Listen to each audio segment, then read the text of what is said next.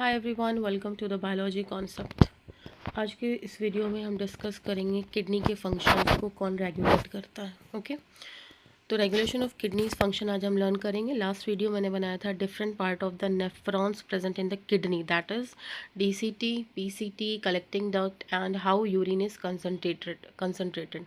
Okay, so start करते हैं कि किडनी का फंक्शन जो है वो रेगुलेट होता है मेनली बाय हार्मोनल मैकेनिज्म। ठीक है, किडनी के फंक्शंस को कौन रेगुलेट करता है? हॉर्मोन्स रेगुलेट करते हैं। ठीक है, ये हॉर्मोन्स जो है हाइपोथैलेमस से निकलते हैं। ठीक है, जक्स्ट्रा ग्लोमेरुलर अपैरेटस जो एक तरीके का स्पेशल ग्रुप ऑफ सेल्स होता है, किडनी में पाया जाता है, वहाँ से निकलते हैं। एंड हार्ट भी ऐसे हॉर्मोन्स को रिलीज़ करता है जो कि किडनी के फंक्शन के रेगुलेशन को रेगुलेट करते हैं। ओके, तो दीज मैकेनिज्म कंट्रोल बीपी। ये तीनों ही ये हार्मोनल मैकेनिज्म जो है वो बीपी को कंट्रोल करते हैं, जीएफआर को कंट्रोल करते हैं, हमारे वाटर बैलेंस को भी बनाए रखते हैं। JGA that is juxta glomerular apparatus जो है वो एक तरह का स्पेशल स्ट्रक्चर होता है किडनी का। एक ग्रुप ऑफ सेल्स होता है जो कि ब्लड प्रेशर और जीएफआर को कंट्रोल करता है। ओके, बात करते हैं हम सबसे पहले ADH के बारे में। तो ADH that is anti diuretic hormone, और हम इसका अनदर नेम वेसोप्रेसिन भी है। ठीक है, ये कहाँ से रिलीज़ होता है? हाइपोथैलेमस सिग्नल देती है पोस्टीरियर पिट्यूटरी को कि भाई अब तुम जो हो रिलीज़ करो ADH को। तो इसका सोर्स क्या है? ADH का पोस्टीरियर पिट्यूटरी है ग्लैंड। ठीक है, पोस्टीरियर पिट्यूटरी को हम न्यूरो हाइपोफाइसिस के नाम से भी जानते हैं। कब ADH हमारे बॉडी में रिलीज़ होता है? जब हमारे बॉडी में ब्लड का वॉल्यूम जो है वो डिक्रीज़ होता है। ओके, ब्लड का वॉल्यूम डिक्रीज़ होता है और ऑस्मोटिक कंसंट्रेशन इंक्रीज़ होता है, तब जा कर के ADH जो है वो रिलीज़ होता है। ठीक है, रिलीज़ होता है। ठीक है, तो एक कंडीशन इसकी यही है, मेनली आप याद रखो कि जब हमारे बॉडी में पानी की कमी होती है तब ADH जो है वो रिलीज़ होता है। मैकेनिज़्म इसका क्या है? हमारे बॉडी में प्रेजेंट ऑस्मो रिसेप्टर्स डिटेक्ट कर लेते हैं कि भाई हमारे बॉडी में पानी कम हो रहा है। ठीक है, फिर उसके बाद हाइपोथैलेमस सिग्नल देता है पोस्टीरियर पिट्यूटरी को कि अब तुम ADH को रिलीज़ करो।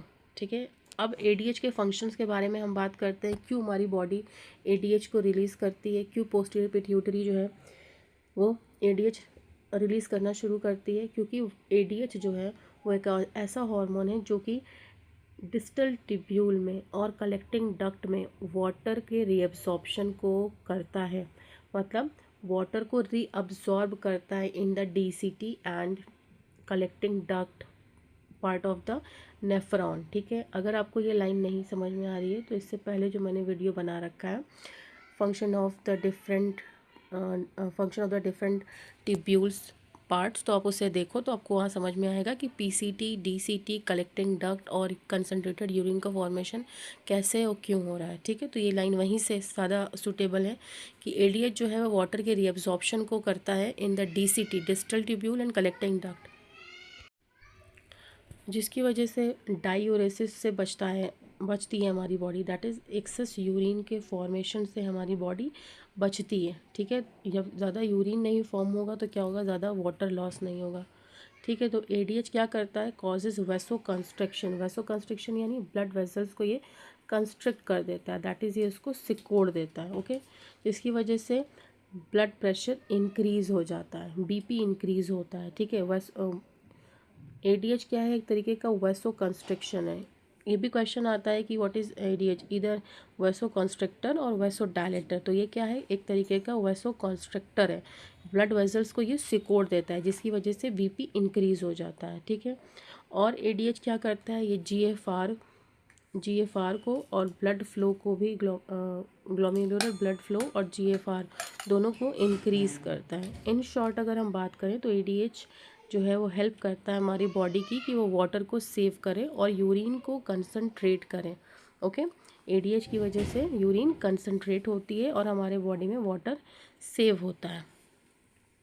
अब दूसरा मैकेनिज़्म है that is renin angiotensin mechanism, जिसे हम रैस मैकेनिज़्म भी कह सकते हैं। ये कब ट्रिगर होता है या फिर ये कब एक्टिव होता है? जब हमारा BP डिक्रीज़ होता है, GFR डिक्रीज़ होता है। ओके, इसके स्टेप्स क्या होते हैं?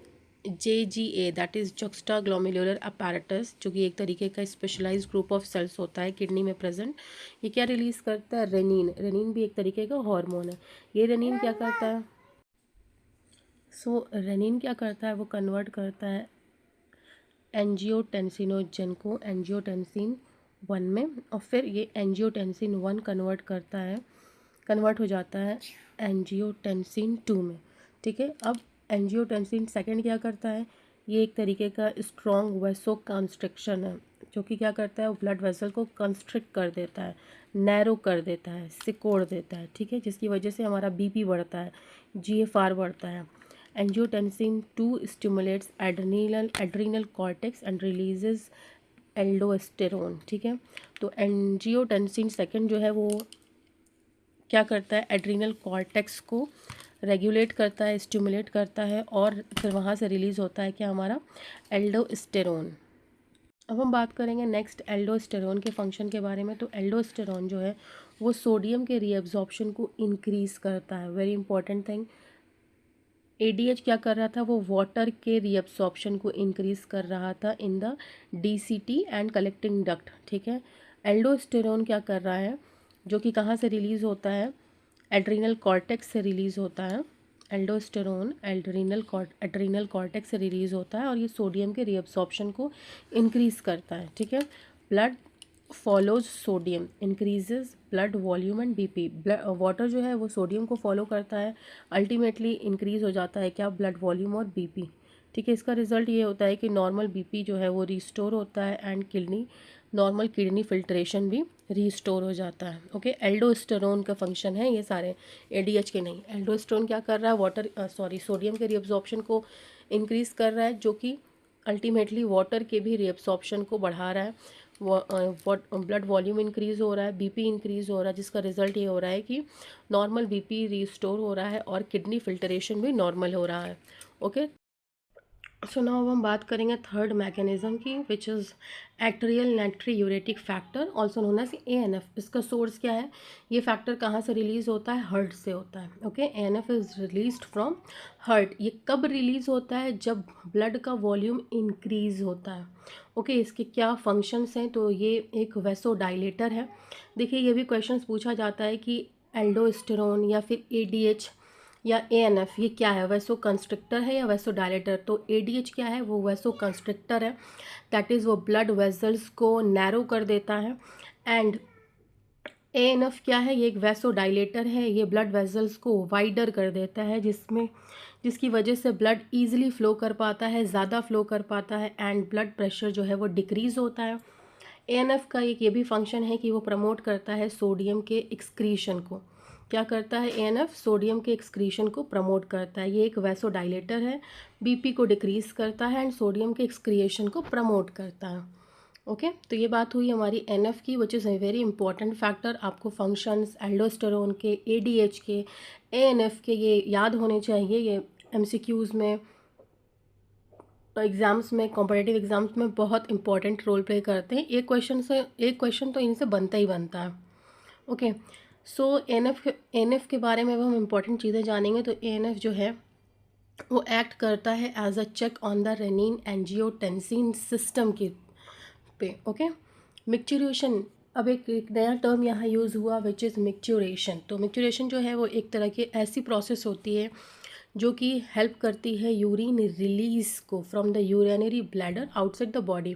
ठीक है, जब हमारे बॉडी से यूरिन जो है वो यूरिनरी ब्लैडर के थ्रू आउट होता है तो उस प्रोसेस को हम कहते हैं मिक्चुरेशन। ओके, स्टेप्स क्या होते हैं? यूरिन जो है वो फॉर्म होता है किसमें? किडनी में प्रेजेंट नेफ्रॉन्स के अंदर, और ये पहुंचता है कहाँ? हमारे यूरिनरी ब्लैडर में। यहाँ के यूरिन स्टोर होता है।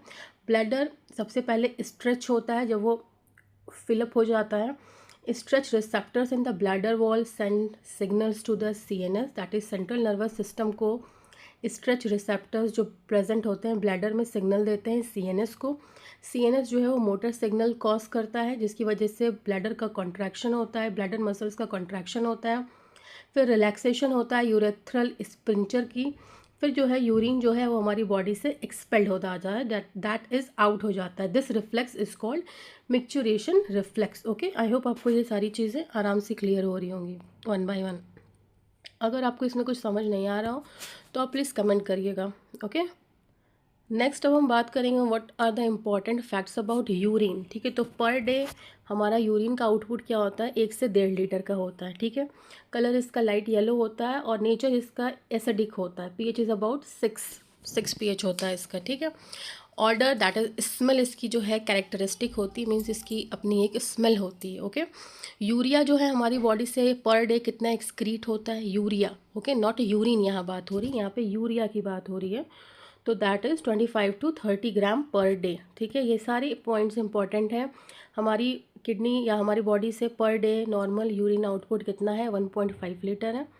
कलर इसका लाइट येलो है। नेचर इसका क्या है, एसिडिक है, स्लाइटली एसिडिक है। ठीक है, यूरिया कितना हमारी बॉडी एक्सक्रीट करती है पर डे, तो 25 से 30 ग्राम। ओके, ये आपका क्लिनिकल इम्पॉर्टेंस है। यूरिन के एनालिसिस जब होती है, मीन्स अगर किसी को कोई डिजीज़ होती है ना, तो उसमें यूरिन का भी सैंपल लिया जाता है, क्योंकि यूरिन से भी बहुत सारी डिजीज़ जो हैं वो डायग्नोस होती हैं। लाइक अगर हमारे यूरिन में ग्लूकोज की मात्रा पाई जाए तो उस कंडीशन को हम कहते हैं ग्लाइकोस्यूरिया। ओके, जिसकी वजह से अगर हमारे बॉडी के यूरिन में ग्लूकोज की मात्रा पाई जाएगी, जिसे हम ग्लाइकोसूरिया भी कहते हैं, तो उस कंडीशन में क्या होता है कि चांसेस है कि हमें डायबिटीज़ मेलाइटस हो। ओके, अगर केटोन बॉडीज़ यूरिन में आ रही हैं तो उसे हम कहते हैं केटोन्यूरिया। ऐसी कंडीशन तब देखी जाती है जब बंदे को डायबिटीज़ हो या फिर फैट मेटाबॉलिज्म डिसऑर्डर्स हो। केटोन बॉडीज़ केटोन्यूरिया जो है वही यहाँ पे सेम बात लिख दी है, सॉरी रिपीट हो गया। ओके, तो आई होप आपको ये वीडियो बिल्कुल अच्छे से क्लियरली समझ आया होगा। अगर आपको कुछ समझ नहीं आता है तो आप कमेंट करें, और अगर आपको ये वीडियो अच्छा लगा हो तो बायोलॉजी कॉन्सेप्ट को लाइक, शेयर एंड सब्सक्राइब करना ना भूलें। Thanks for watching.